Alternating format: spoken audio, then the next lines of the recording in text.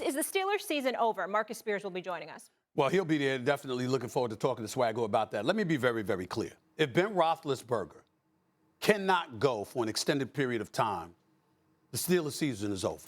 I'm just going to put it out there right now. You haven't looked that damn good to begin with. Let's just call it what it is. The Steelers offense has been anemic, to be kind. We know that Mike Tomlin has been coaching this team for 14 years. We know he's never had a losing season, but there's a first time for everything. And it'll be a first time this year because I'll be damned if I believe in Mason Rudolph. I never have. As a matter of fact, I'm looking forward to seeing Dwayne Haskins before I think about Mason Rudolph. I just ain't sold. And if Dwayne Haskins can't beat out Mason Rudolph, maybe he needs to think about another line of work. Because as far as I'm concerned, Mason Rudolph ain't the answer. Not for the Pittsburgh Steelers, not based on what I've seen him do in his tenure as their perpetual backup quarterback. In the end, here's the bottom line. When you look at this, the Pittsburgh Steelers, their offensive line is incredibly suspect. We understand that. We recognize that. Bunch of no-names on there. I mean, Villanueva, for crying out loud, is now Baltimore Ravens. It used to be sacrilegious to go from Pittsburgh to Baltimore. Now it seems just ordinary. I don't understand it. But that's neither here nor there. And, of course, Pouncey and those boys retired. In the end, they got a bunch of no-names on their offensive line, don't seem to know how to run block, don't seem to know how to pass block. Seems to be a problem. We saw big Ben Roethlisberger get sacked twice, hit 10 times. It's a problem. And I'm looking at the weapons that they have. And sorry, Chase Claypool and Juju Smith-Schuster and James Washington and Deontay Johnson and Eric Ebron. These are not slouches. These are bona fide targets that you could utilize if you pass protect and gave the quarterback an opportunity to breathe before throwing the damn football. They could do some things. So the fact that you haven't been able to do that in the first two games, albeit against Buffalo and Las Vegas Raiders respectively, the bottom line is that doesn't spell well for you. And then now we've got Big Ben Roethlisberger. And so I look at it from the standpoint that if you don't have him available to go out there for you and ball, I don't see how you overcome this time around. Not with Cleveland and Baltimore looking the way they look. Not with Buffalo on the come up, despite the fact that you beat them in week 1. Not with New England relevant. Not with the Raiders relevant. Not with the Chiefs there and Tennessee. I just don't see it. As far as I'm concerned, if the Pittsburgh Steelers don't have Ben Roethlisberger, they've got no chance this season's over.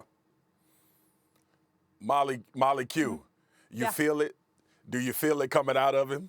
You feel it? You feel that emotion and that energy? I'm glad I'm not in New York right now because it is, I know it's thick in that studio right now. See, all the days that I've had to sit on here and hear about the Cowboys and their downfall, I kind of want to relish in this moment right now, but I'm not going to do it because I don't think their season is over. And I think here's something I'm about to say that might sound a little bit crazy to people, all right? I don't think Ben is done, but Ben is not supported like we've seen older quarterbacks be supported at this juncture in their career. The team is not set up in order for him to have success. Getting the ball out of your hands quick, like Mike Tomlin mentioned, that's not going to work for the Pittsburgh Steelers because teams are pressing up on all of their receivers. Everybody is playing close to the line of scrimmage because you have a quarterback that can't move. And Stephen A., you said something that I think everybody needs to pay attention to. If Mason Rudolph is the backup right now, they need to see what Dwayne Haskins can do. Because what Big Ben's problem is, without the offensive line and watching these past 2 weeks, Ben can't move. Ben can still throw. He can still put the ball where it needs to be put, but he cannot move. And when you're behind an offensive line and you have a quarterback that's immobile, that's a level of destruction in this league based on what defenses do now that is not set up for you to have success. Look, I'm not saying Dwayne Haskins is great, the greatest thing since sliced bread, but I know he can move. He can avoid some contact. Mason Rudolph can as well. The Pittsburgh Steelers, I'm going to take y'all back a couple years ago. Y'all remember when Big Ben was hurt and Stephen A. was on here pumping his chest, talking about Mike Tomlin, 8-8, Duck Hodges, and Mason Rudolph. And here is the thing I want people to understand, Stephen A., because I absolutely understand where you're coming from with your sentiments about the Pittsburgh Steelers. They need a quarterback back there that can move, boss. And that will help this football team. The thing that I'm more concerned about is T.J. Watt. That's what I'm more concerned about because coming into this season, they were hanging their hat on defense anyway. Yeah. But Mike Tomlin is still on that sideline. That team understands how to win, and that's why we can never count the Pittsburgh Steelers out. They still have playmakers, like you mentioned, offensively.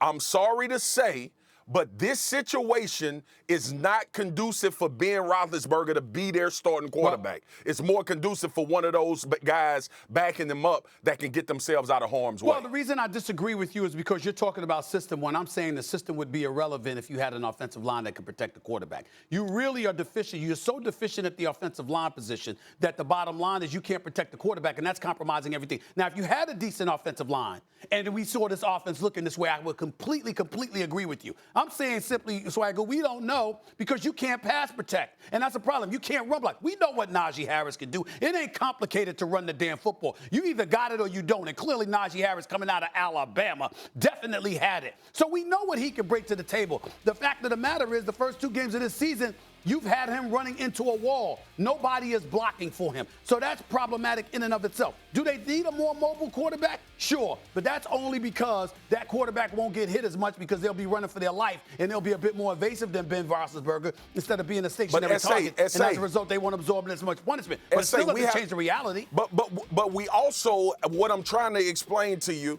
is we also got to put some of this on the fact that Ben is not mobile, which limits them from what they possibly can do offensively, right? Okay. Look, everybody is under the understanding that the offensive line is bad. But you know where else the offensive line is bad too? In Chicago. And what are we screaming for? Put Justin Fields in so you can create an offense, you can have a philosophy, and potentially have a scheme to get your quarterback out of harm's way. You can do that pre-snap. You can do that with motion. You can do that with shifts. But you're trying to ask a 39-year-old quarterback that's never done it in his career to change his stripes under Matt Canada, their new offensive coordinator. Look, Ben is a statue, bro. This offensive line is bad. In order to try to compensate for that in the NFL, you create schemes that moves your quarterback. Thanks for watching ESPN on YouTube. For live streaming sports and premium content, subscribe to ESPN+.